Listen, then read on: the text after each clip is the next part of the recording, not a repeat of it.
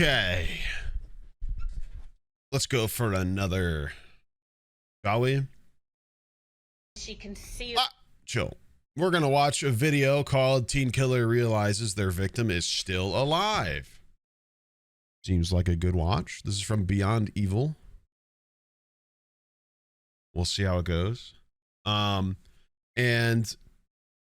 keep it in mind, this one's not from the React channel, but I do take a lot of stuff from the Discord. So if you're in Discord, please go to the React suggestions and throw some stuff on there.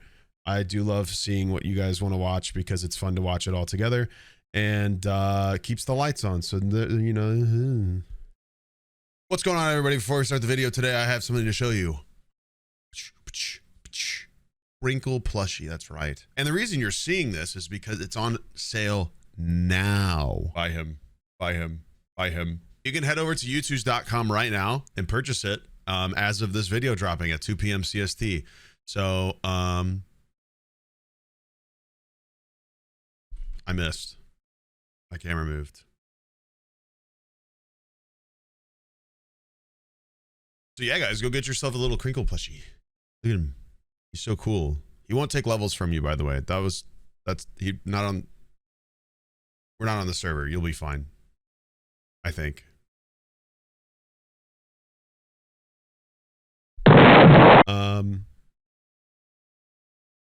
Let's watch. She concealed that .357 Magnum behind her back, walked in to her own bedroom,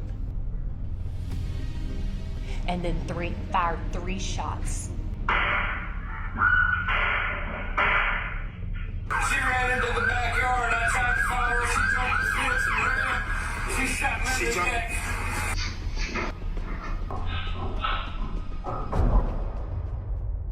Carly Gregg and her mother Ashley always had an exceptionally strong bond. Even so, Carly had a challenging childhood. As a teenager, she began smoking marijuana to cope with anxiety and depression, and later her therapist put her on powerful antidepressants to quell the voices in her head. Her life was definitely headed in the wrong direction, and just when her mother found out how bad the problem actually was, Carly gunned her down in cold blood. The mom? Before we begin, we would like to express our sincerest condolences to Ashley's family for their loss. Carly's biological father had serious drug problems and allegedly suffered from a number of psychiatric conditions, including schizophrenia and bipolar disorder. Unsurprisingly, he and Carly's mother, Ashley, had a tumultuous and sometimes violent marriage. On more than one occasion, Carly remembered seeing cuts and bruises on her mother's arms, neck, and face after particularly heated altercations. Things eventually got so bad that Ashley took Carly and fled the home late one night. Carly's parents divorced shortly thereafter. She visited her father a couple of times a month, but she didn't enjoy their time together because his emotions ranged from distant and disinterested to downright angry. In addition, she often feared for her life when they were in the car together because he drove aggressively and erratically. Even as a child, Carly was terrified that she would end up just like him. After all, schizophrenia and bipolar disorder can be she looks hereditary. 13, probably 13. Some families even have genetic It does say teen predispositions killer, to addictive so personality disorder. This was a constant source of strife for Carly's mother as well, because she had lost an 18-month-old daughter years before. Ugh. Carly was only 4 years old when her baby sister passed away, but she was devastated by her death. Even so, some remarked that she was a bright, driven, and charismatic child who was remarkably well adjusted considering what she had been through. By grade school, she was so far ahead of most of her classmates that administrators allowed her to skip the 3rd grade. Carly and Ashley eventually moved in with her second husband, Heath Smiley, in Brandon, Mississippi. Ashley and Heath hit it off immediately, and by all outward appearances, they Heath all led Smiley. relatively happy middle-class lives. It's quite the name. That said, Carly was kicked out of the 7th grade for taking a Swiss Army knife to school. It was unclear what she intended to do with the knife, but it is possible that the incident was just an honest mistake that was blown way out of proportion. Either way, it eventually blew over, and a few years later, Carly began attending Northwest Rankin High School in Flowood, Mississippi, where her mother was a math teacher. Carly won the school's coveted Student of the Year award as a freshman in 2013, but by the following year, things had taken a turn for the worse. As a sophomore, Carly began vaping and smoking marijuana and talking to her friends on burner phones. Oh no, like many teenagers, not talking she also to her dealt friends. with emotional issues like depression and anxiety, and she turned I love the clumping of vaping and marijuana with talking to her friends on a burner phone. Like it's like just as egregious. Not talking to her friends without her parents snooping. Oh God. Burner phones do make it seem very suspicious, but it is probably because they were doing marijuana and vaping. It was probably so they could do that. to journaling as a way to clear her head and express her emotions. On one page, she wrote a list of most significant beliefs, the first of which was there was no God. Carly also wrote that heaven and hell didn't exist, that people could write their own destinies, and that she was fascinated by fire because it was so powerful, so beautiful, and so deadly. Nonetheless, some of her journal entries were even more chilling. One said, "You don't need a family." Another, "It's okay to be evil."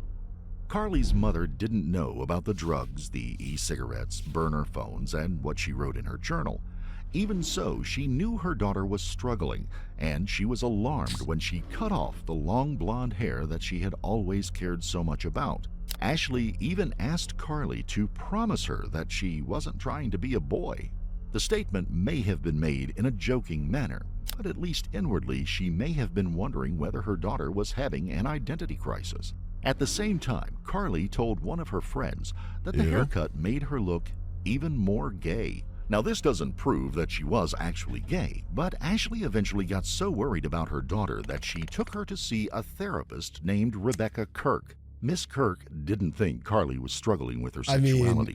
Carly was dealing with a number of potentially serious problems, but all things considered, Miss Kirk thought she was coping pretty well. Nonetheless, Carly began taking the antidepressant Zoloft, but she I love that. Okay, hold on. Let me go back to that quote because about her daughter that doesn't prove the friends that the haircut an identity crisis. At the same time, Carly told one of her friends that the haircut made her look even more gay. even more, not just. So that's what an interesting way to put that for themselves.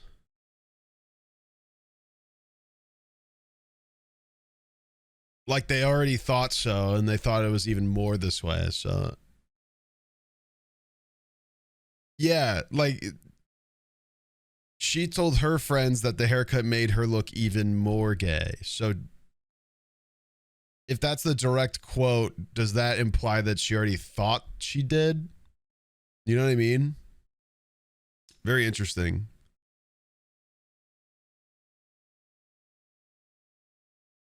Now, this doesn't prove took her to see a therapist named Rebecca Kirk with a was coping pretty well. Serious problems, but all things considered, Miss Kirk thought she was coping pretty well. Nonetheless, Carly began taking the antidepressant Zoloft, but she eventually switched to Lexapro when it failed to help her symptoms. By mid-March of 2024, one of Carly's Lexapro and Zoloft are so cool because they just like give you other symptoms. Isn't that fun?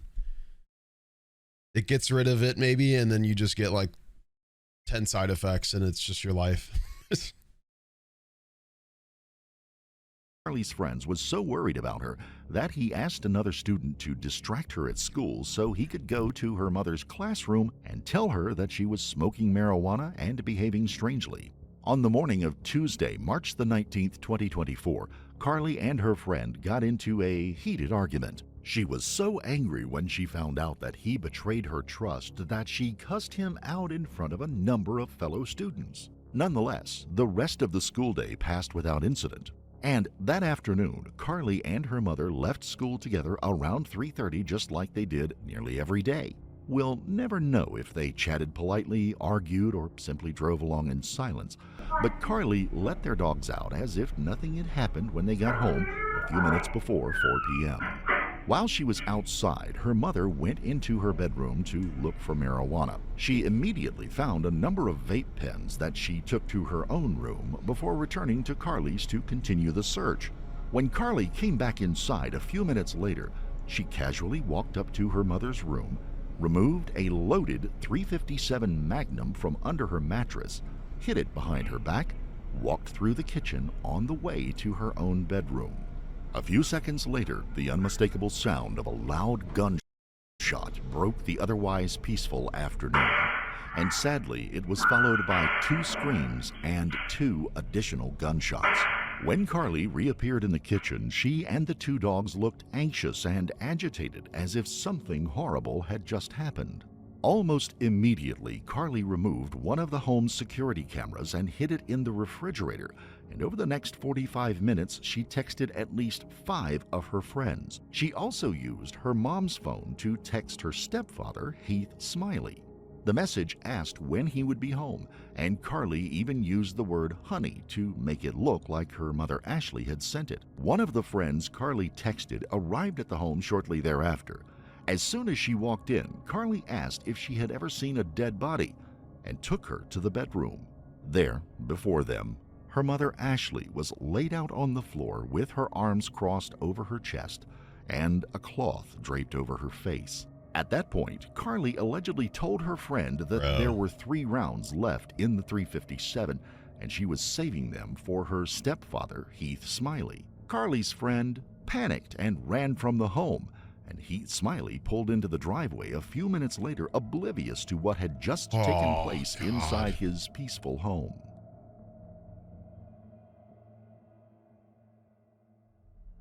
Carly appeared as soon as he walked through the door.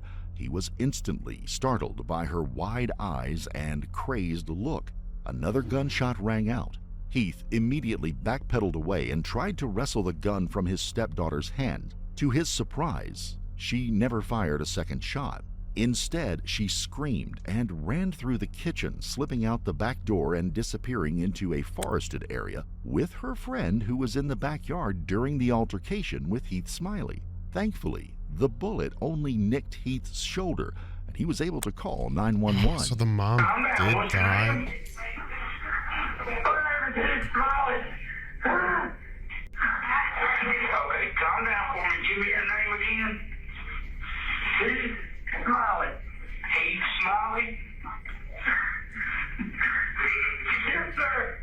All right, mister, what's your phone number you calling me from? What do you mean? Did she hit you? Yeah, I got hit in the neck a little bit. Okay, so she grazed your neck? Yes, sir. All right. And what's her name? Carly Gregg. Carly Gregg? Does she still have a gun on her? I took it from her. She ran. You took it from her and she ran? Yes, sir. She was screaming something at me I couldn't understand. I locked the door. She's outside. I don't know what's going on. Which way did she run off to?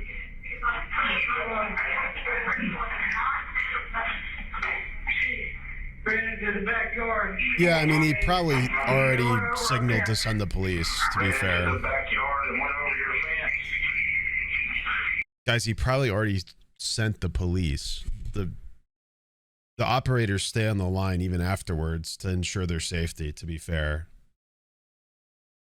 Like, they don't particularly... It's not like they go, they're on the way and hang up, guys. What is she wearing? T-shirt, gray shirt and some jeans. Gray shirt and jeans?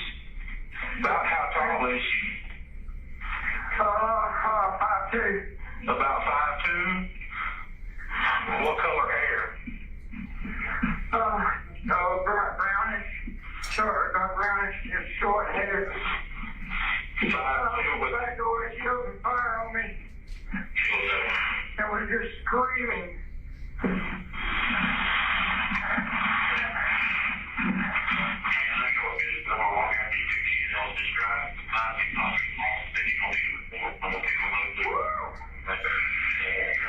Okay, just calm down for me. We got everybody headed. What? She killed her mom. She killed her mom? Yeah, that's what I'm screaming about. Where's the mom? When I do this, she tried to kill me. Where's the mom? Franklin County Deputy Hunter Lewis was the first to arrive on the scene. After opening the door, Heath collapsed onto the front porch. She ran into the backyard. I tried to follow her. She jumped the fence and ran. She shot me in the back. That was really... It's okay. I think she still had the gun. It's on the kitchen counter. I think there's one light round left in it. I opened the cylinder. I went in the back door. She tried to shoot me. Hey, I need some gloves.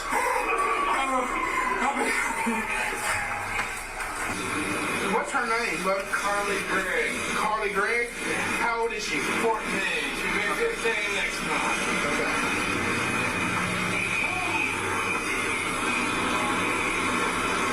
God, the feedback is so loud. He told Deputy Lewis that Carly had left the gun on the kitchen table and fled, but he didn't have any idea where she went. Additional officers and EMTs began arriving at the home almost immediately, and in less than a minute, they discovered Ashley's body in Carly's room. By then, she was already dead, and to their surprise, they found 2 gunshot wounds to her face and another under the chin when they had removed the cloth that Carly had placed over her face. That's mom. That's mom. Yeah.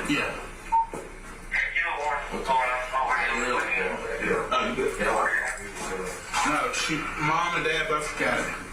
Mom and dad both what? Got hit. Okay. And Dad's got her through in the shoulder. He's already in the ambulance. Was it the 14-year-old? Yeah, the 14-year-old. Where is that? No. 14, bro. Officers found additional guns while they were searching and securing the home, and at that point, they didn't even know if Carly had come back or whether she had taken another weapon. They eventually secured the scene, and Heath Smiley was taken away in an ambulance shortly thereafter.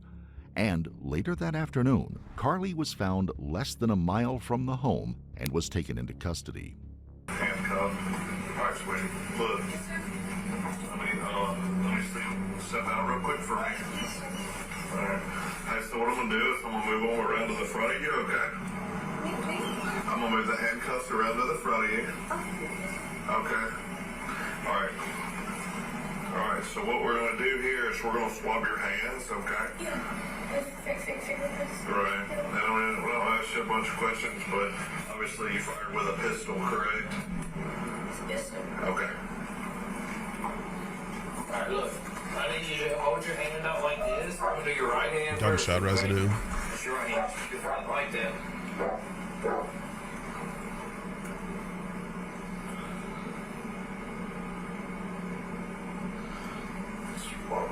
That's crazy, man. What is this? It's a GSO, all right? So it shows which hand did you shoot with? Okay. Which hand did you shoot Gunshot with? residue.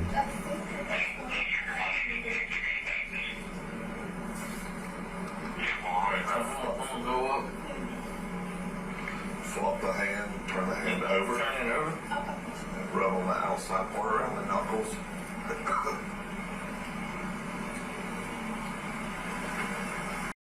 I have a question. I mean, not that it's the friend's like faults for saying. Didn't they say the friend was in the backyard? Didn't he show up in the back? I mean, the garage is probably not attached to the backyard, right? But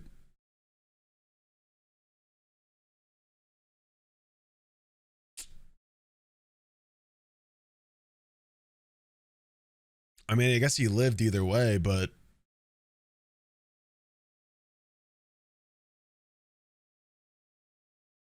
feel like if I had been told that and then I heard the guy who was about to get shot pulling up to the home, I'd probably try to say something. But once again, I mean, these are 14-year-olds, so it's... Where do you want, where do you want kids from? The friend ran after. No, she was in the backyard. They literally said that you can see the footage of this girl leaving her house when the gun got taken, when she shot the guy, and then you could see her friend right afterwards. You put it in my vehicle with my key in the key fob is in my left pocket. All right, now, so go ahead and take. All right. Is my stepdad okay? I don't know, baby. I can't talk to you about Oh, this. here, I'm just... Are you okay? Yeah, I'm fine. Carly was a minor at that time, but prosecutors charged her with one count of first-degree murder and another count of attempted murder. Yeah, During the that wouldn't preliminary shock hearing, me. her attorney asked Judge David Morrow for a low bond on the ground. The friend ran before dad got home. No, she didn't. I can literally go back. Watch. They will literally show the part where she ran away. This footage. I don't know if they'll show it here. Kitchen, slipping out the back door and disappearing There. into a forested Right there. area with her friend who was in the backyard during the altercation with Heath Smiley.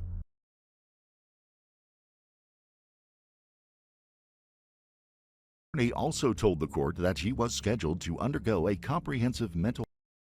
The friend ran away with her because she was in the backyard when he got shot. I just said this. I just said this. I just said this.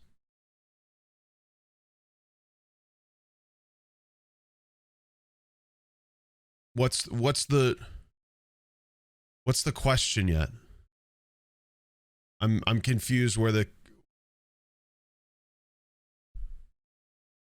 I'm saying she was in the backyard when he got shot. When she shoots him, puts the gun down and runs, her friend's right behind her.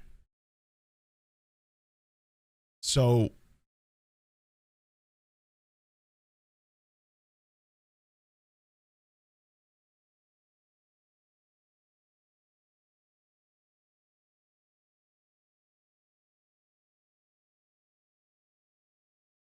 I don't know. It's a, you know what? If I'm assuming the friend was around the same age, I doubt they knew what to do either. So health evaluation, I was just, and that she it's just an wasn't a interesting threat thing. to herself or anyone else. But unsurprisingly, Judge Morrow disagreed. He said that the alleged crimes were so heinous that they may have been premeditated and that Carly posed a threat to the community. She shot her own mom in the Judge face Morrow 3 conceded times. that there was probably a mental health aspect to the case that could come out in the trial, but he ultimately set her bond at $1 million. Can they be counted and as an Carly accomplice? No, you don't get counted as an accomplice because you walked up to somebody who was like, I just killed this person, I'm going to kill this person, and then you left. It's just unfortunate that she, I mean, once again, he lived, so it's like, I guess either way, but description still says just chatting, by the way. Why wouldn't it? What else are we doing, man? What would you prefer?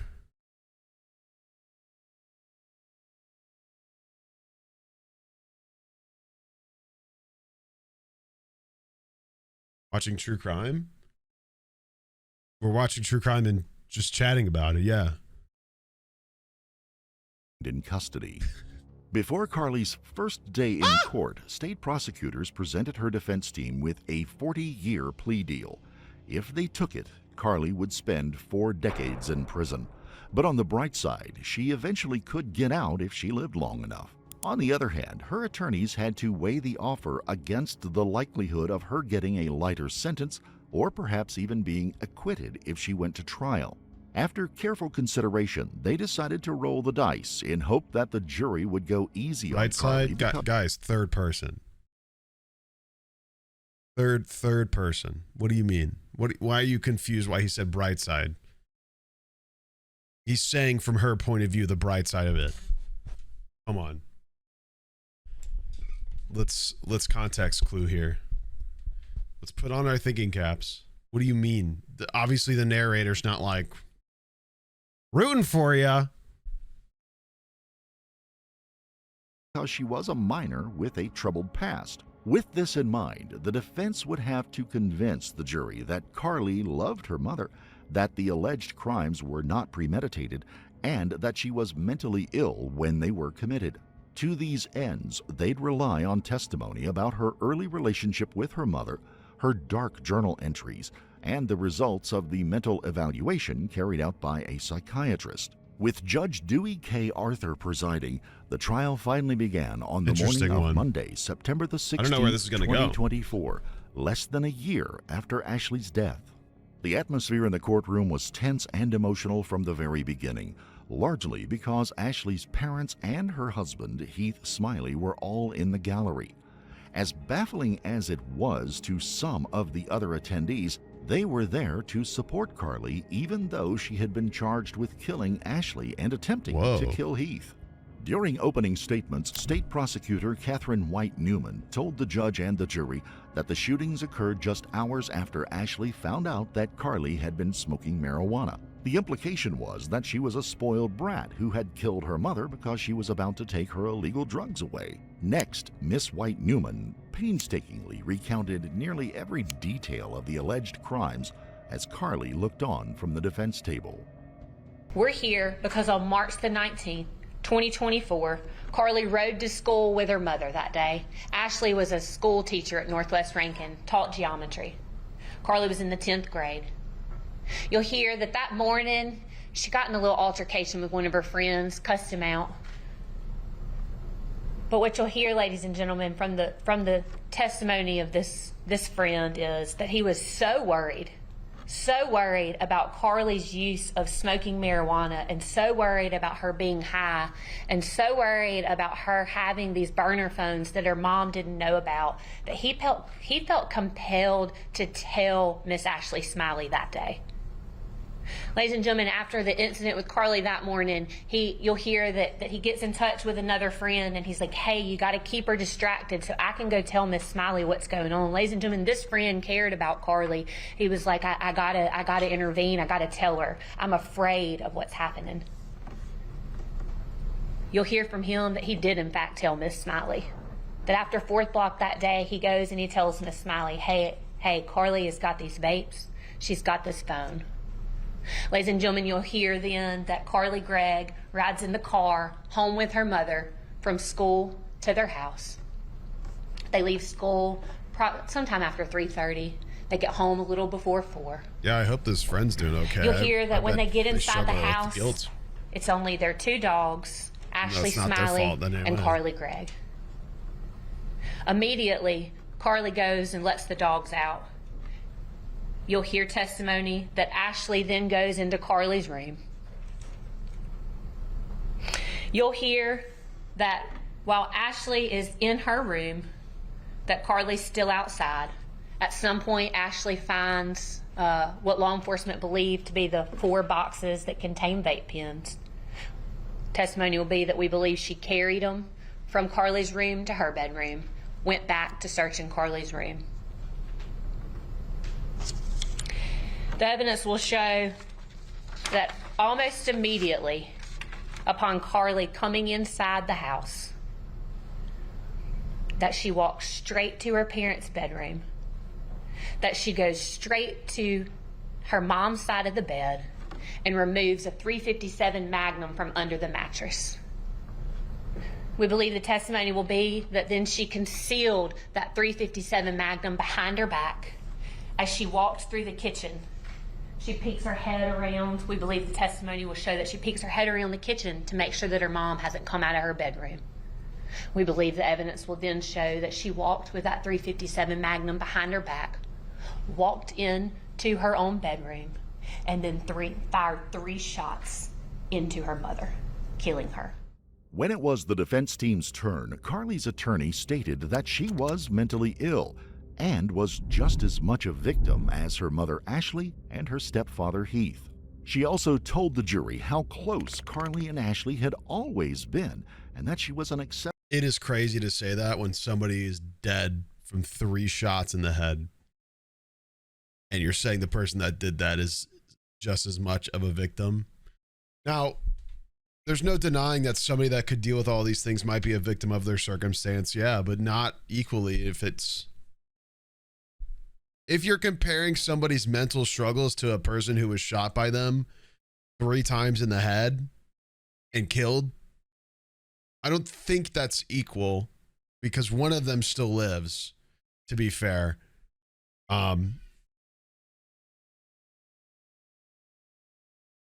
That being said, probably the defense attorney just trying to be a defense attorney as best as they can, because I mean, that's their job, guys. They might not even agree. I mean, I'm sure most defense attorneys do not agree with their clientele, to be fair. But that's their job.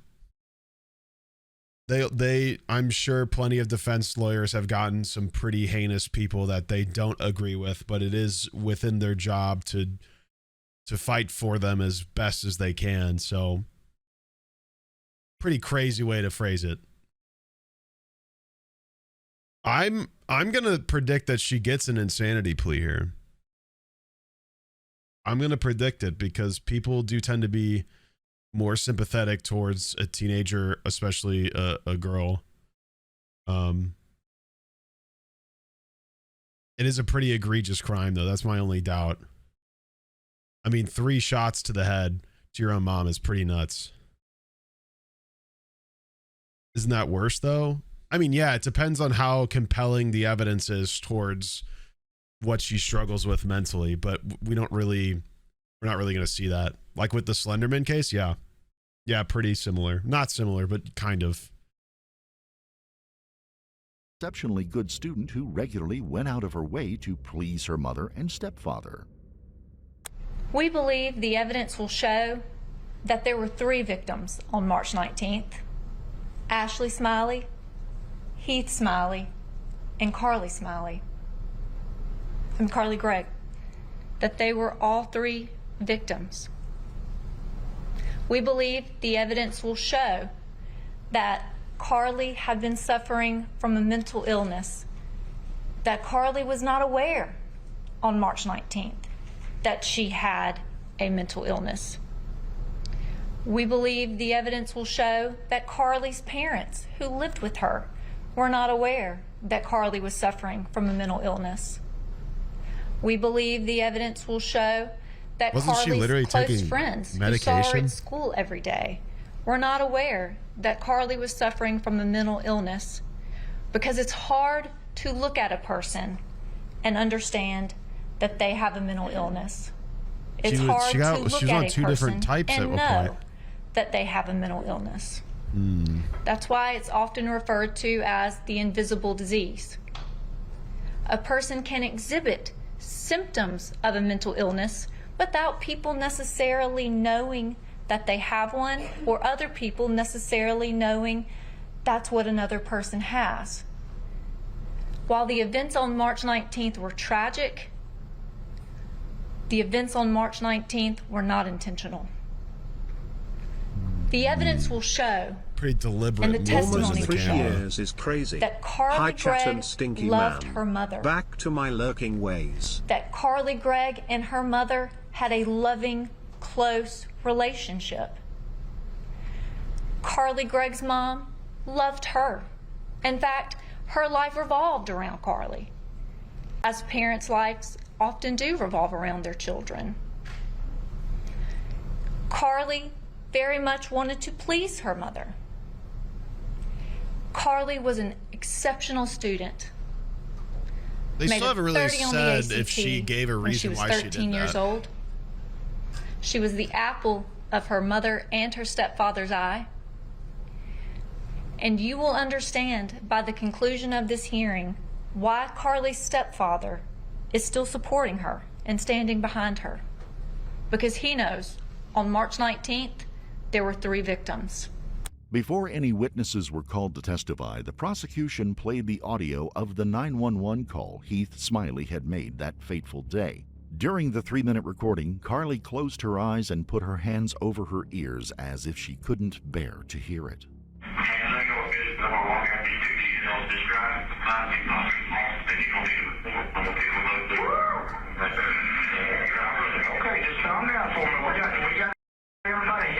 I don't need to hear that again.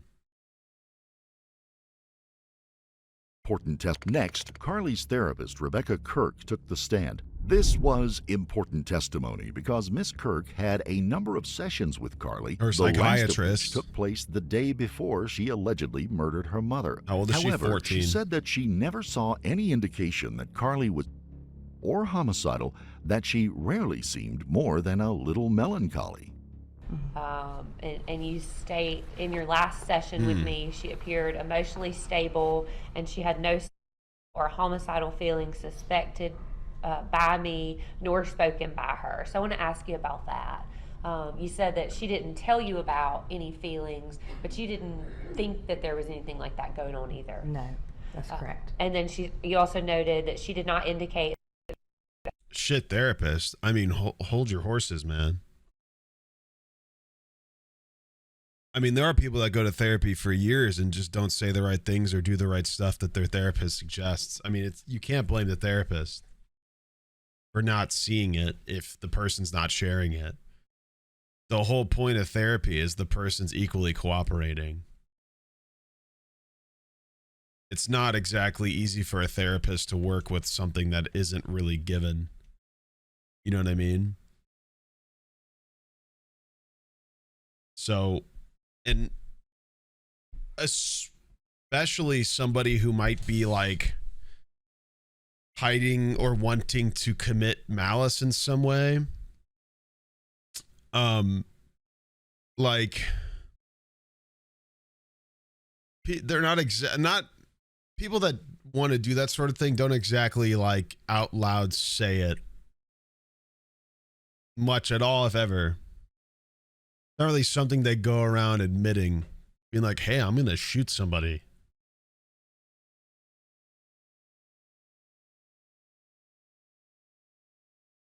To be fair, like, it's not really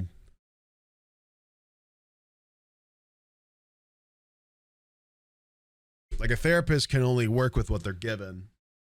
And if the person they're working with isn't giving them anything, what do you expect?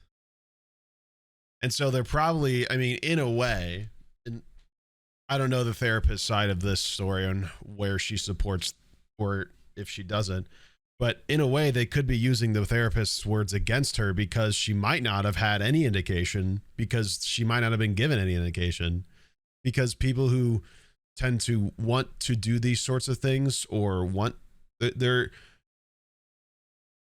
a morality within everybody that the idea of right and wrong, there is an amount in which somebody does understand, at least socially, what is wrong, right? Even if they themselves do not see it that way for whatever reason, there's still an amount of social, like known social morality just from growing up within society that they understand that, like, they can't just walk up and kill somebody, right, without there being some form of retribution if they don't feel like it's as big of a deal as it is. So there is an amount in which they do understand that it's not something that should be mentioned or done or said, even if they want to do so. So it is hard. I imagine it's hard for a therapist to try to get that out of somebody who doesn't want to talk about it for whatever reason. Our week was negatively affecting her. Correct. What did you mean by that? Well, anytime that a person's prescription meds change, you need them to be very concerned about side effects, feelings of things of that sort. And so I wanted to follow up and make sure she wasn't experiencing any negative reactions regarding that. You also said that, excuse me, nor did she appear different from any other sessions, nor emotionally unstable or dysregulated. Can you talk about what that means? Yes, just kind of basically what we said, that was on the first part of each of my sessions. Like, she seemed very oriented to time and space and didn't seem to have erratic speech, loud speech, to be overly angry or overly happy. Just, a normal situation, observance of her. And then you go on to say she did not appear melancholy nor zoned out emotionally. Can you talk about what you meant there? Yeah, she had reported several times that, at least one time maybe, but I feel like I maybe wrote it more than once, I'm not sure, that with some of the Zoloft, she felt like a zombie. And so, that's why I got off of this. Actually, she never really appeared that way to me ever. But she had reported it, so I put it in my notes when that had occurred. But I was saying here that I didn't notice any of it as well. And you talked about how you had gone through conflict management with Carly on the day before the incident. Correct. I think you also talked about kind of what you observed between Carly and Ashley's relationship. Can you talk about why you thought that was important to put in your record? Yes, sure. Well, ordinarily termination of care is in a very different manner, and I knew that this one was a very sad act that occurred, and I wanted to be clear that I did not ever observe them together other than in the waiting room, and I never really saw, anything that would allude me to believe that, or hint at any kind of very severe danger or threat. At any point during your treatment and sessions with Carly, did you think that she was being physically abused by anyone? No, never. In fact, I asked several times about the stepdad, and I'm very confident in her response, verbally and non-verbally, that it felt very much to me like that nobody that she was living with had been abusing her. Now, her biological father, yes.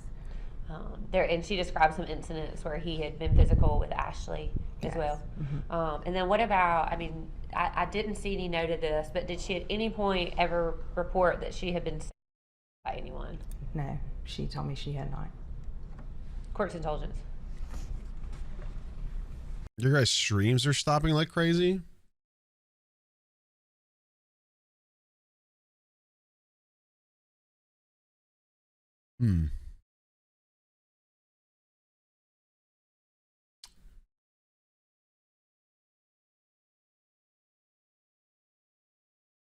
Ever since I got 2K upload. Well, what I will tell you is I have dropped no frames this stream. So, like, this is going to be a huge mindfuck. I'm going to put this on the screen for you guys to look at, and it's going to be very scary looking how it, like, goes in with each other. But yeah, look, if you look down here, it says drop frame 0%. So, there's nothing on my end. That's like a totally stable connection for me. That's got to be a Twitch thing. Maybe it's part of them not being able to handle the upload quality in some way. I'm not sure. But I'm sorry if that's happening.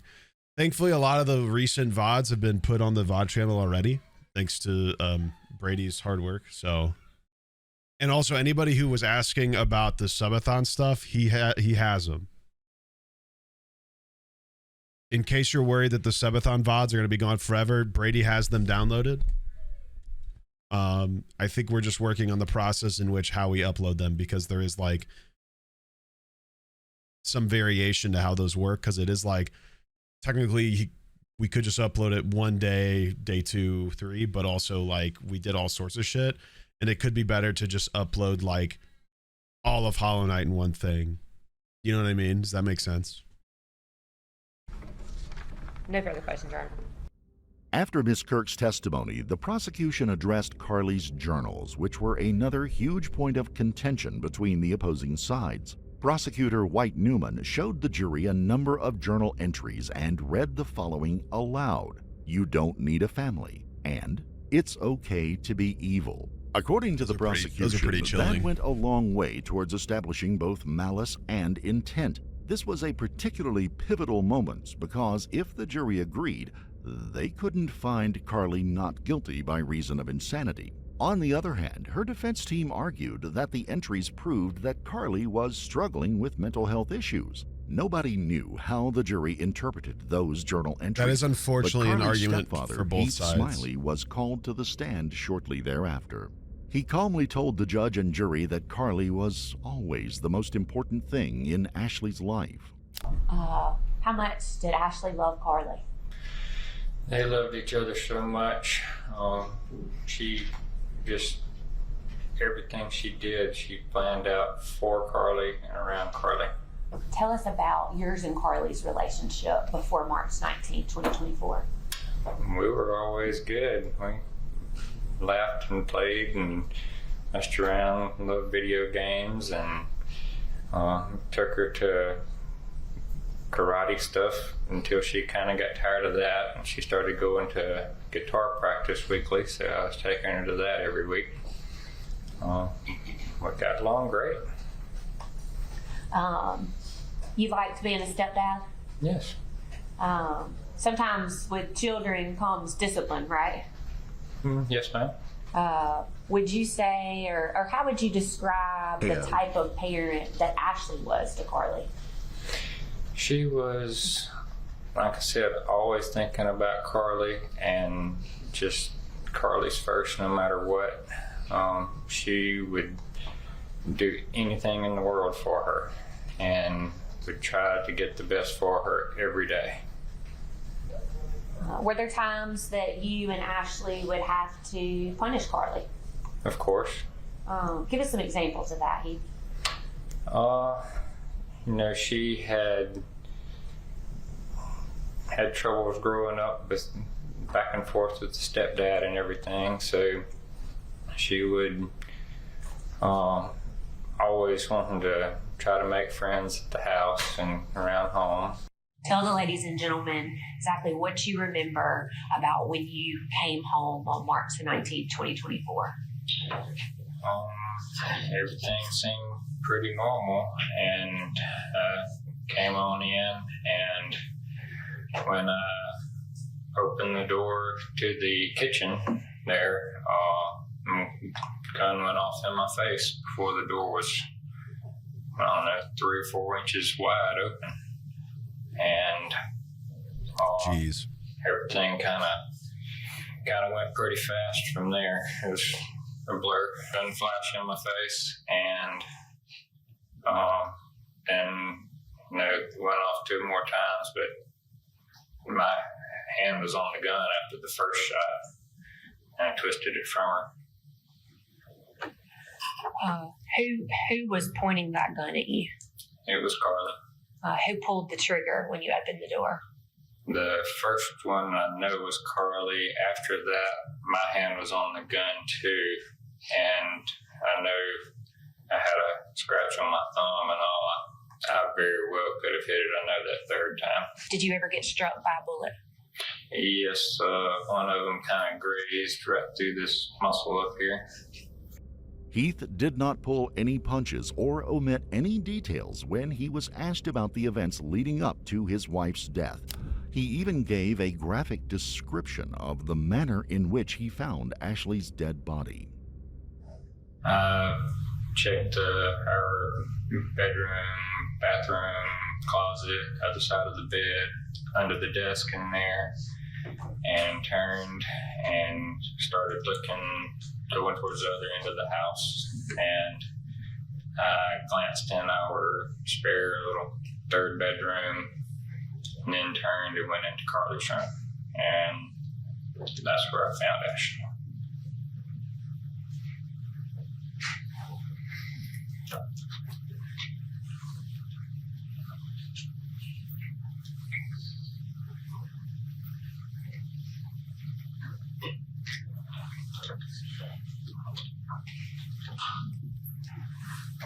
When you found Ashley, can you tell the ladies and gentlemen what you saw?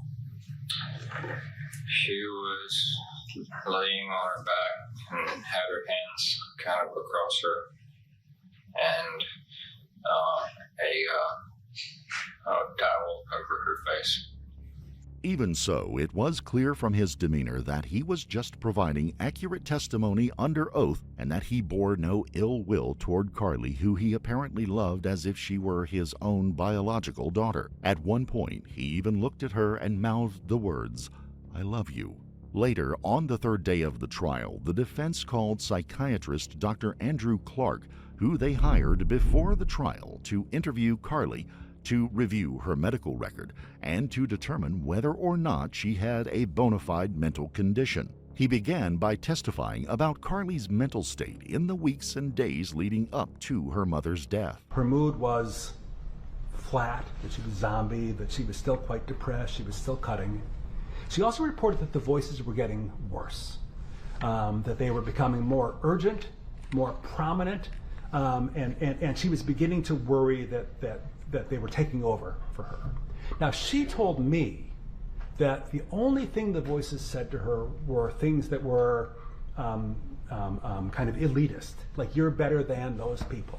Like, that's the only thing she told me they said. So her mood is poor, the voices are getting worse, her sleep continues to be bad, and she's smoking marijuana on 2 or 3 times a week. She also reported that she had a fair amount of anxiety during this time as well. Okay. Your Honor, may I approach? Dr. Clark, when did you first receive the Vital Core records? So I received the Vital Core records, or the records from the Rankin County Correctional Facility for her psychiatric treatment and medication. And I didn't receive them until I had already interviewed Carly. According to Dr. Clark, she suffered from depression and anxiety. 2 or 3 times, that's nothing. 2 or 3 times for a 14-year-old's a lot, man. There's actually stuff about development in kids, especially if they take drugs early, including marijuana. And while we might not see much of an effect on adults with marijuana usage, that's a lot for a child. Didn't realize she's that young. Yeah, she's 14. By right now, she's probably 15. So there's a lot of studying through development in kids with drugs being involved in their lives, and there's a lot of change in a child's development, even with marijuana, something as light as marijuana, given its effects on adults compared to other stuff, which is minimal.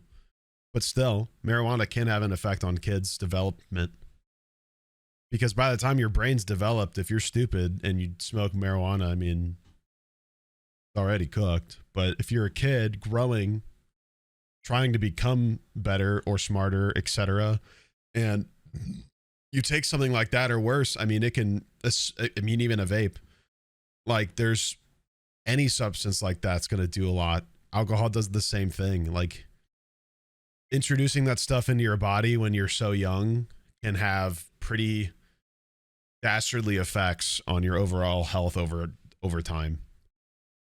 And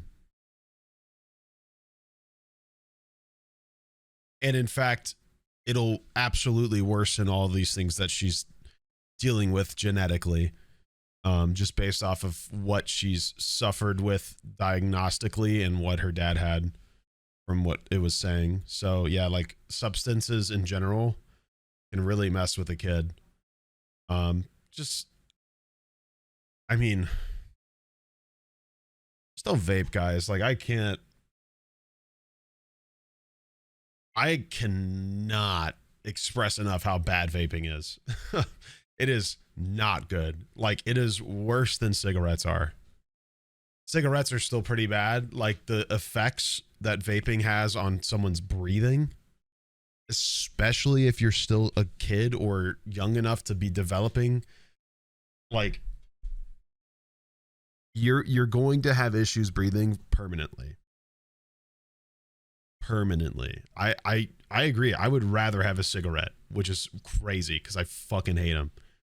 3 of my grandparents died because of smoking related problems. I do not fuck with that shit. I would take a cigarette if I had to choose one. And I don't want it. Whoa. Motherfucking Sneegsnag! Ash, thanks for the raid, bro. You've gone from Minecraft to an extremely bleak topic. For any Ash viewers that don't know who I am, I'm the guy that likes to bully Ash. Out of love, I promise. I have nothing against him. But before I started my journey of playing Minecraft and being stupid online, I was in college. I got a bachelor's degree in criminology, so we like to watch true crime. Reacting in general, we react to stuff in general, but we do watch a lot of true crime stuff as well. I actually dropped out of my master's program in criminology to do this job. So I guess technically I could have gone for my second degree. Always could, but I dropped out because Schlatt was telling me to play Tekkit. And I had, it actually is kind of funny because it did boil down a little bit to Tekkit time with Schlatt. Not that Schlatt himself was like, you need to drop out, but back in the day, back in 2019, Schlatt did Tekkit Tuesday. Some of you might know this, some of you might remember it. You might not have watched me, you might have watched him, you might have watched somebody. I was part of Tekkit Tuesday with him, but we would do it on Tuesday afternoons. And the problem is when I started my master's program, I had class Tuesday nights. So I basically had to choose between Tekkit with the boys or a class I didn't really care for because the professor had spelling errors in his syllabus, which was crazy. Like a master's program teacher, and there was like grammatical and spelling errors, and I was like, so yeah, I mean, it didn't exactly boil down to just that. It came down to like having multiple things to type and essays to create, research to do, and all the money I was making was doing this job, and I was gonna not be able, well, I wasn't not gonna be able to pay my rent at the time, but obviously not being able to do stuff like Tekkit back then and other stuff was directly affecting my growth and income. So it kind of went down to, do I need a second degree, or do I continue to push for my dream? So anyway, 6 years later, I feel like I made the right choice. We'll see. I don't know. Anyway, long-winded way to explain why we're watching something so bleak. I studied criminology. I graduated, was going to get a master's degree, dropped out to do this stupid shit. We watched some pretty dark shit here, so be very careful. We're currently watching a 14-year-old who killed her own mom. So that's not really up your alley. You might not want to be here today. But you're free to follow and come back, or you're free to stay if in some way you have a unfortunate bleak interest like a lot of us do. And regularly, and also thanks for the raid, heard auditory hallucinations, or as Here they're you more go, commonly Sneak. known, You are an voices amazing inside her streamer, head. and I love to your back up his content. testimony, he pointed to a journal entry Carly made on March the 12th of 2024, in which she claimed to have had a loud conversation with one of the voices that led to a psychotic break. Now, are auditory hallucinations or hearing voices typically what someone with bipolar 2 disorder is going to be experiencing? Mm-hmm. No. The short answer is no. It's not usual for someone with bipolar 2 disorder to hear voices.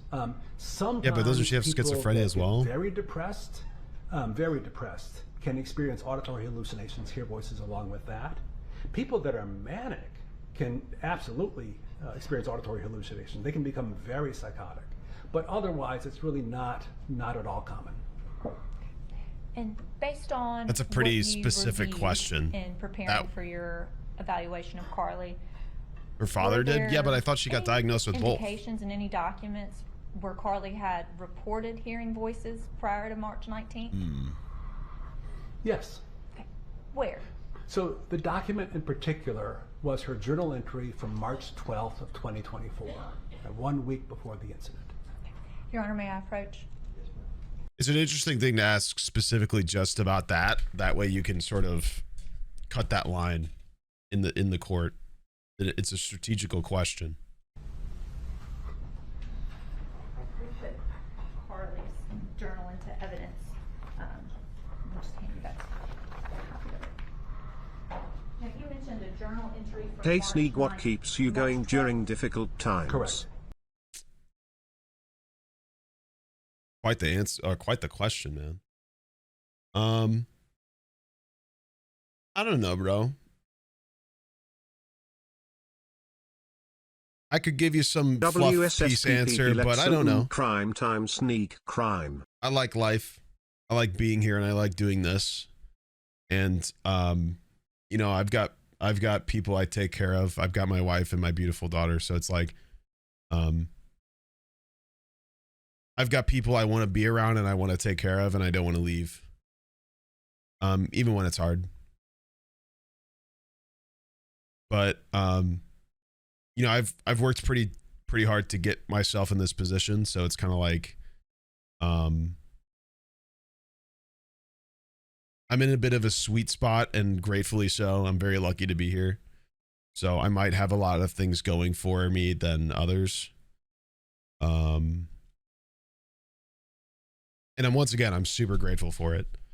But yeah, I mean, I don't know. I've always been very motivated just to be and do better for myself. I don't really know why. It's probably due to inadequacies growing up. But I think I've just always I don't have a good answer for you, man. I could give you a little fluff piece, but at the same time, what keeps me going is not going to keep you going, man. You can hear a million things about what to do with your life or what's good for you, and they're not going to fucking matter. Because nobody knows what's best for you other than yourself. And you should just do what feels good for yourself and what keeps you going, not what keeps somebody else going. Because what keeps me waking up and sleeping good and waking up happy, it's not going to be the same thing as you. Life is what is meaningful in your eyes, not what is meaningful in my eyes. You know what I mean?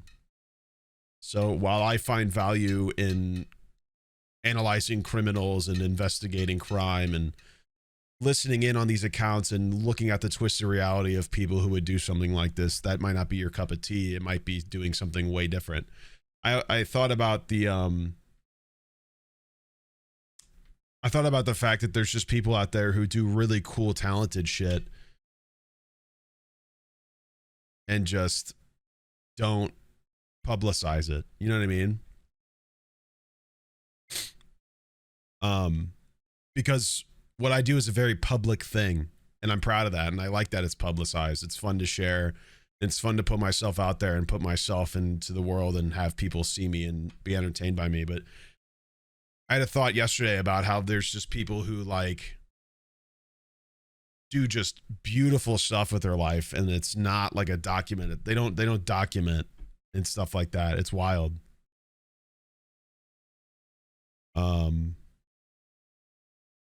It's a fascinating difference in life to me. You know what I mean? Just people who are so talented at certain stuff, and they just love that they can do it. They don't necessarily feel the need to share it worldwide or whatever. Anyway, I don't have a good answer for you, man, because my answer is not going to be your answer. We're all different people, and what keeps our clocks ticking is gears that are uniquely ours. But I hope you find them. I don't think we're given many things that we can't handle. And I think any version of life is better than no guarantee of what's to come. So I personally would rather stick to it and see it through to the end rather than hope that something's better around the corner. I can hope that when my time's up, not beforehand if I need to. Okay. And is that the journal entry that I've handed you there? It is. Is that the same journal entry that you reviewed? Yes. Okay. And Can you tell me what about that journal entry stood out to you in your review? Would you like for me to read it? Yes. So Carly had kept a journal. It looked like it began in January of 2024, just after after she'd been found by her mother to have been engaging in these behaviors. She kept the journal through much of January and then dropped off. And then this, as I recall, was the only entry in March. So writing on March 12th, Tuesday, she writes, why is he so happy to read it? This is his job. The whole ordeal was quite silly. I actually spoke with one of the voices in my head. Well, I didn't hear them until earlier today, but I only do then. My particular friend and I were practically screaming, bloodthirstily and ravenously. Thank God, physical confrontation was not, and I think it's fruitively, possible. I sound crazy. And then she goes on to say, I need to get back into the habit of journaling, that think it's good. I haven't quite decided if I'll bring this stupid thing to Mrs. Kirk, her therapist, tomorrow, but I just, I can't decide! Exclamation mark. Dr. Clark also claimed that Carly had an eating and sleeping disorder and that she intentionally cut herself, that she smoked marijuana nearly every day, and that the abrupt switch from Zoloft to Lexapro the week before her mother's death had caused horrible mood swings. In the end, he diagnosed her with bipolar II disorder. To the jury, Dr. Clark's testimony seemed to... It really is a shame, too, because the swapping of such intense medication like that can cause very intense thoughts in terms of like self-harm or outward harm. And that sucks because they said that she literally grabbed the loaded gun from underneath her mom's mattress, and you're like, yeah, I mean, on one hand, I don't blame the mom for having something like that on the ready, but also like a loaded gun just sort of under a mattress is pretty crazy. And you imagine a scenario in which that gun isn't as available, and you consider the option that this could have been avoided had that not been that close and that available. Which, you know, just feeds into so many statistics that I've already preached to you guys plenty in terms of gun control and gun ownership in general. It's just having a gun makes it so likely you get shot by it. Like, it is more likely you get shot by it than you shoot somebody with it. I mean, it's just crazy. And I don't love the idea of having a loaded gun in a house, a gun in general, especially if I know that like there's a kid in the house struggling. I mean, once again, I can't even pretend I'm not going to blame the victim in any regard here, because I'm sure she has every reason to have had that gun there, especially due to the abuse from her daughter's biological dad, stuff like that. I can't say, you know, you have no idea why she had that gun there. It's just a shame that that gun was there. You know what I mean?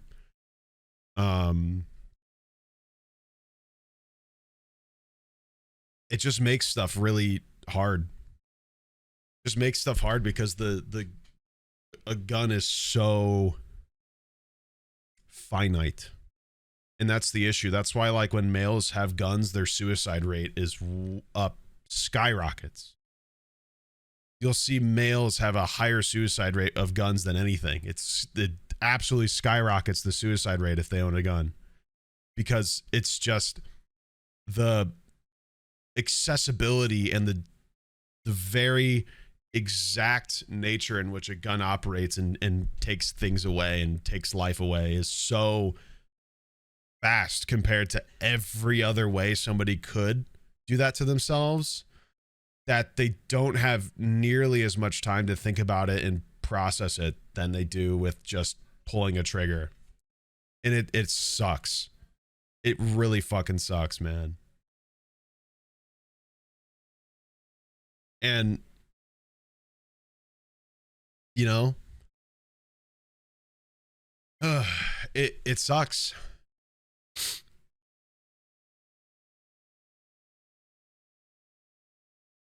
Yeah, I mean, that doesn't even go over the fact that owning a gun in general increases your suicide rate, because no matter who you are, it's possible that you just use it on yourself anyway.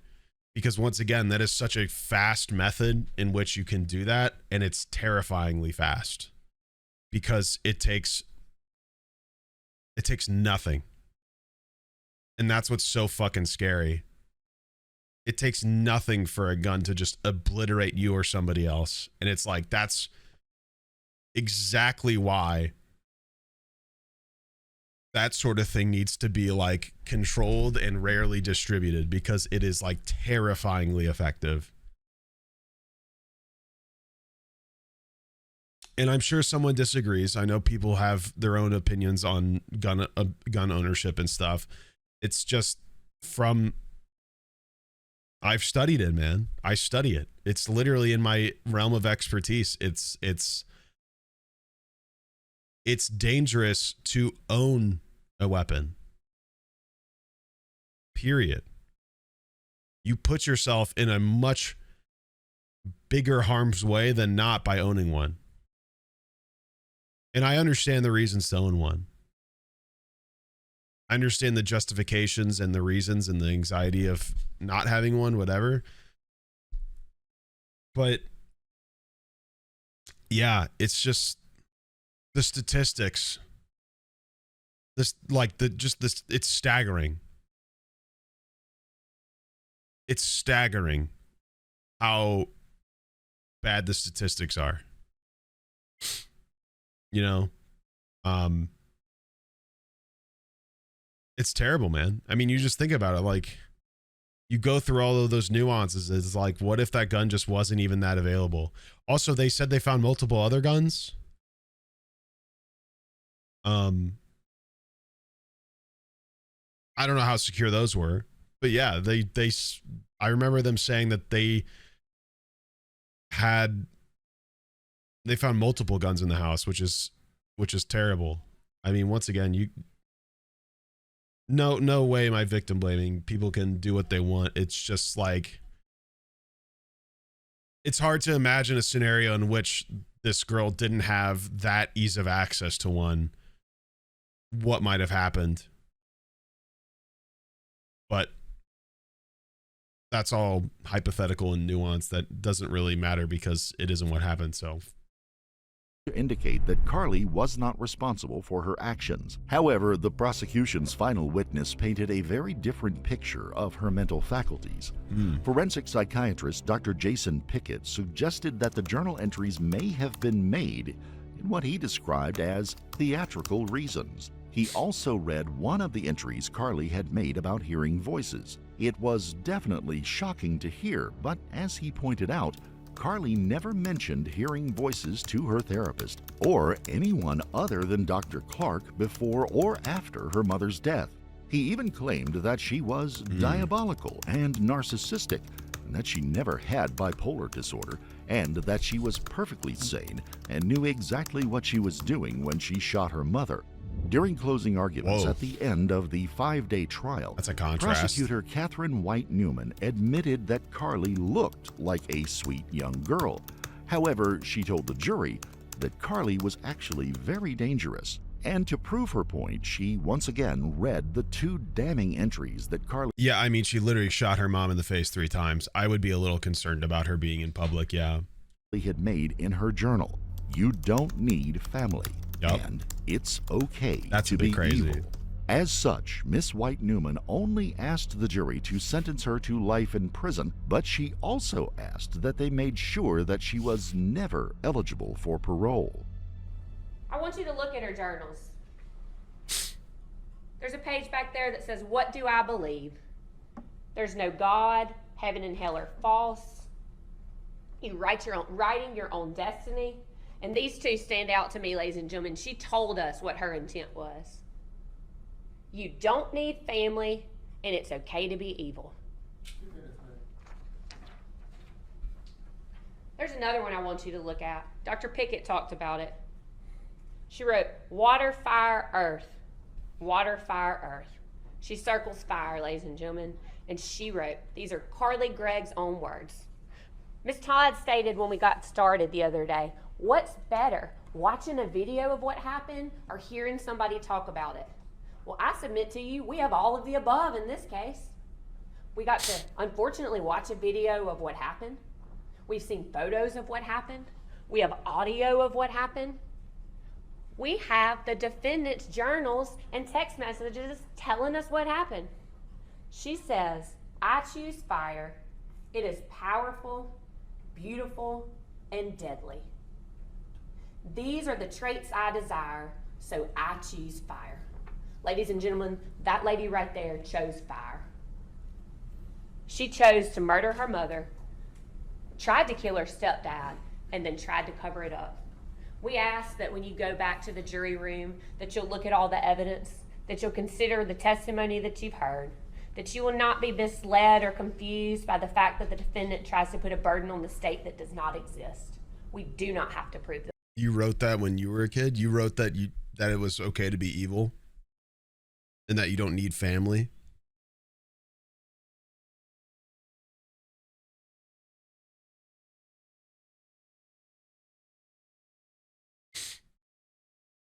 Very similar, I'm chill now. I really don't think you wrote similar, man. Not to... Guys, I understand we're big defenders of mental illness, and I understand why. This person shot her own mother 3 times in the head.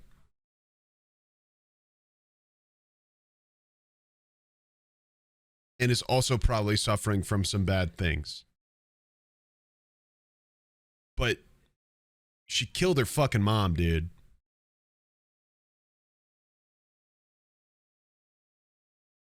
This goes back to like, I'm getting like PTSD from Amori, where like you guys are very sympathetic towards Amori and fucking, oh my God. And that's a game, to be fair. But like, it reminds me of the conversation we had to have with Amori and Basil, and how Basil's like, how sympathetic some of you got towards them because of the circumstances of that game. And I won't spoil it for people, whatever. But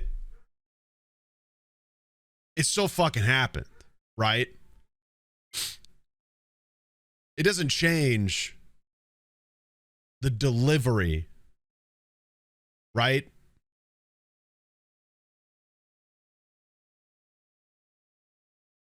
You still have to carry that weight. Whatever you deal with, whatever you suffer from, whatever you have to deal with your day-to-day in your head, you still have to carry that. And it might suck for a lot of you, and you have my sympathies. I have my own shit. But how that affects other people is also partially up to you. Like, it's not total. There are some things you can help, and I understand that. That's not my argument here, but certain aspects of your mental faculties are up to you. And the way that you orient yourself around somebody's life is still partially your responsibility. And your actions and how they affect somebody else is still your responsibility, even if something else was motivating you to do so. It does not change the outcome. You know what I mean? And that was the whole conversation we had with that game. Is even if the mental illnesses that this girl is suffering from helped cause this to happen, that doesn't change the amount of effect that her actions have just caused. It doesn't get rid of this ripple effect of her literally killing her mom, attempting to kill her stepdad, the grief that comes from her stepdad living, the grief that comes from her friend witnessing all that, or her friend who told on her mom, or told on her with her mom, it doesn't even go into all of the people that she has affected by doing this. Like, you are still significantly responsible for your actions, even if you have something that's making it hard. And it might make it make sense, but it doesn't make it absolvable. We understand this, right? Like, you can't just be like, the slate doesn't get clean because you also you struggle with something. Everybody's with you in some way or another. We all sort of deal with our own shit. And I'm not saying one's worse than the other. That's the problem, is it's this. We're all here. We're all on the same line dealing with similar shit. Sorry. It doesn't matter if you didn't mean it.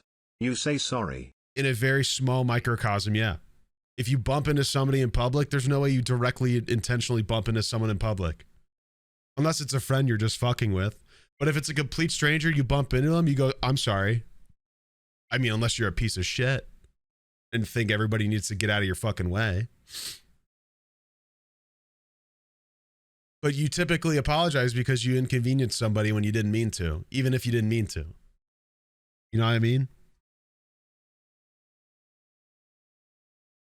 I understand people's need to defend illness.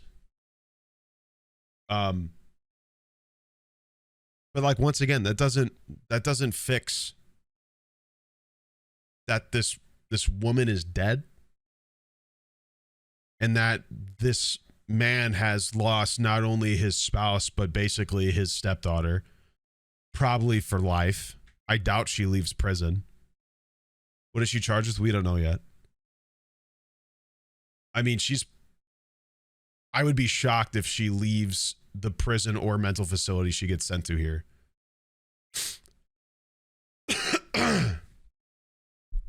Like, once again, this discussion that they have is important for a trial because it sheds light on the motivations and reasonings in which something occurred. But in no way does even the defense use it as a way to be like, we'll just cut her some slack. Neither side of the courtroom here is arguing that she should just be like free to go because of it. You know what I mean? Even the defense is understanding that still murder is murder, man. And something needs to be done with it. The defense is arguing that what needs to be done is different than what the prosecution thinks. And that's an important thing to put here. Like, once again, there still is action or consequence to action, even if action is motivated by things you might feel out of control about. You can't water down the severity of somebody's actions because of something they struggle with. Because once again, they still did it. And I hate saying it, and some of you might think that sucks or is wrong, but I've seen a lot of these, man. I've seen a lot of these. And unfortunately, people do tend to try to use this to their advantage, especially in court. It's not exactly out of pocket for that forensic analyst to be like, I think she's using it for her self-gain in this scenario. Because she's never said anything close to it before or after, only written and to that specific guy who was hired specifically to psychologically evaluate her for this. It is a fair assumption of him. If he removes the fact that she's a teenager, you could 100% see a person, an adult, doing that.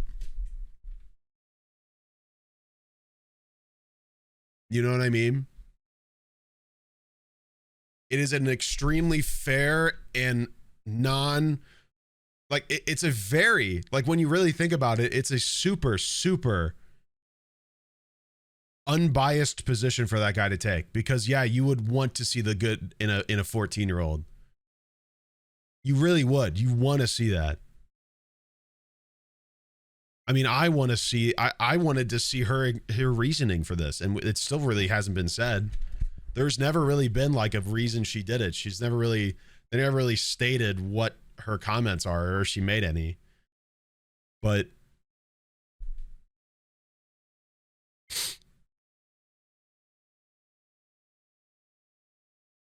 I mean, we've already talked about this before too. Even if she goes down the road, if not guilty by reason of insanity, she doesn't leave jail, man. We've been over this. There's this idea that if somebody gets the insanity plea, that they just go to a hospital and leave. No. The second they're fit to stand trial, they stand trial, man. Most of the fucking time. The second that they're cleared psychologically fit for trial, they will go to trial. It's arguably worse. I agree.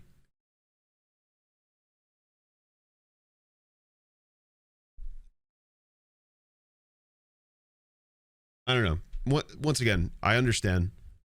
I understand people's need to defend. But yeah, I understand if you're upset by comments. But it's just this sort of thing doesn't dealing with this sort of thing doesn't exactly excuse the fact that you did it. Like, feel free to defend it for sure. It always needs defending. But there is, yeah, I would say there is a limit. That's a great way to phrase it. There is a limit to which it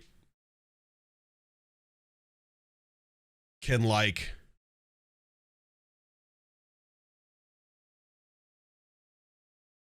you know, it can always explain, but it can never excuse. It can never excuse somebody. Because you still have to learn things about affecting other people and what you do has ramifications towards others, etc. Like, you still, as a person, need to learn socially what your actions caused on people, right? And that could be really tough for a lot of people, but it's still societally what you have to pick up on. You know what I mean? So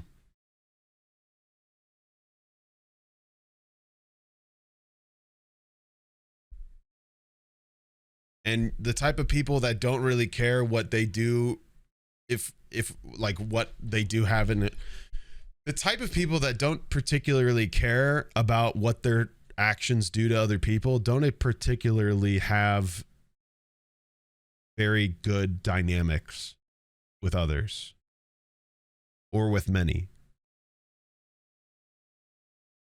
The why.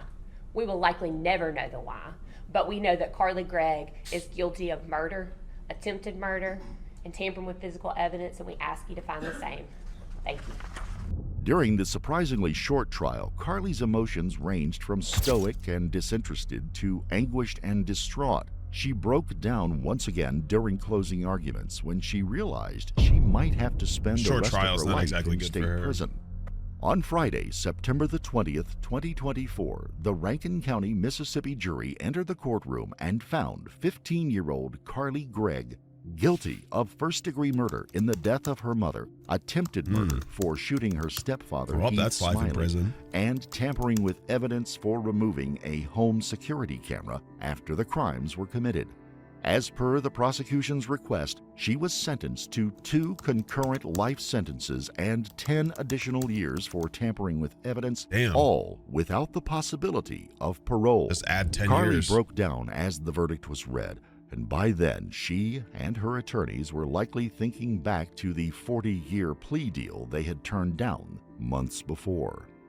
Meanwhile, her maternal grandparents and her stepfather, Heath Smiley, looked on in obvious disbelief. Carly eventually became so emotional that bailiffs had to remove her from the courtroom, but when she returned, she was smiling as if nothing had happened.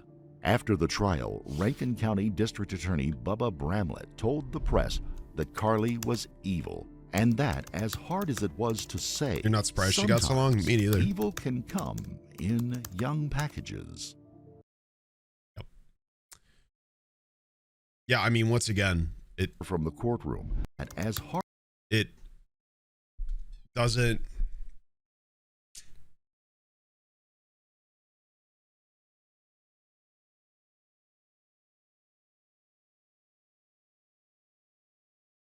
It doesn't shock me any. It does really suck given that they had a plea deal of 40 years and they said no. And then they axed her with double the sentence time. So, I mean, that's probably 100+ years in jail. Minimum 90. I don't think I've seen many states with life sentences being less than 40. So yeah, it is. She's dying in prison. You thought concurrent was at the same time? Did they say concurrent? I actually didn't hear that part. Then it would be depending.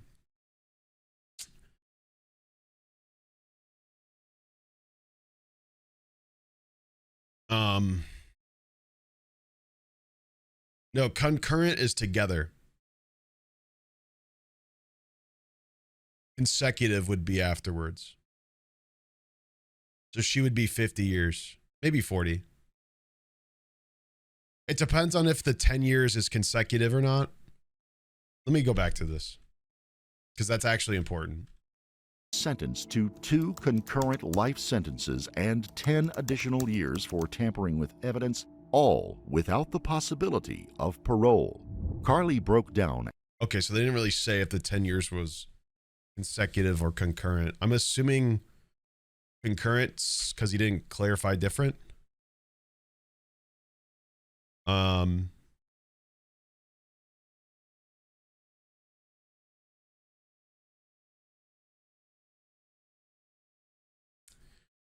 Either way, no parole. Minimum, she gets out when she is 50, 54, if it's only 40 years. She's got no parole, so she's serving that whole thing. That is a life in prison. I mean, some people really do think life sentence means like there till you die. It's just more that people usually die in prison because of it. Because you don't typically see a 14-year-old doing this sort of shit a lot. But life sentences don't typically, they don't just like perpetuate. It's like 40 to however long. It depends on the state. I have not seen very many things under 40 years. 40 to 50 is usually the average. But that is a whole, that's 4 to 5 decades. Your life has changed. You are a different person. This girl will be a completely different person if she makes it out of prison at 55. Like her sentencing applies or implies. They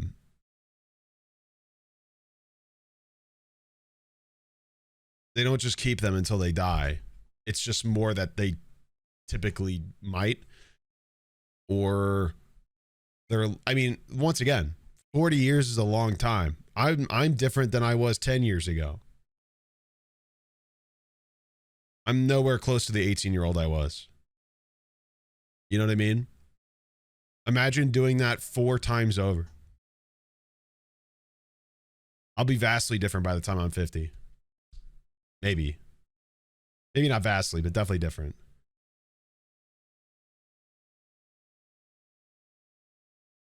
So, yeah. That's a brutal one to watch, man. That was something else.